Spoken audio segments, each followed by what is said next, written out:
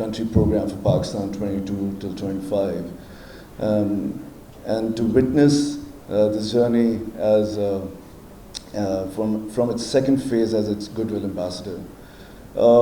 I've been following UNODC's work even before joining them as Goodwill Ambassador, and I'm a strong advocate. मैं बहुत support करता हूँ because हमारे दिल के बहुत करीब है. It's not that because music is a powerful medium to spread the word, so हमारे लिए बहुत आसान होता है लोगों तक ये बात पहुँचाना कि कितना ख़तरनाक ये इशू है और कितना सेंसिटिव है, उसको एड्रेस करना कितना ज़्यादा इम्पोर्टेंट है.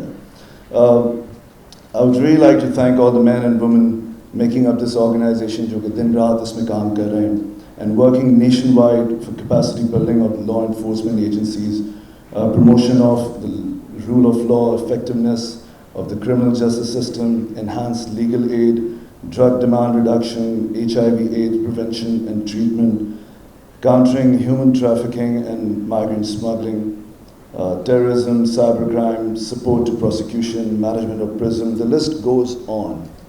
Over here, I would like to thank all the donors who are here, and would really like to request them to please keep supporting this organization, because until unless we're not going to work together, it's such a difficult battle कि हम जीत नहीं पाएंगे अगर हम सब मिलके काम नहीं करेंगे.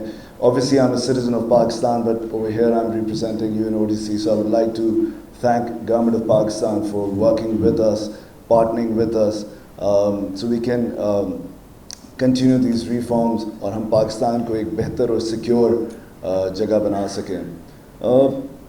अब हमारे जो प्रेस के लोग यहाँ पर हैं, सो मैं उनके लिए सिर्फ ये कहना चाहूँगा कि जब आप कम्युनिकेट करें आगे ये पाकिस्तान को, तो ये बहुत इम्पॉर्टेंट है बताना कि जो लोग ड्रग्स लेते हैं, ख़ास तौर पे हमारे बच्चे जो यूनिवर्सिटी कॉलेजेस जाते हैं, वो क्रिमिनल नहीं है.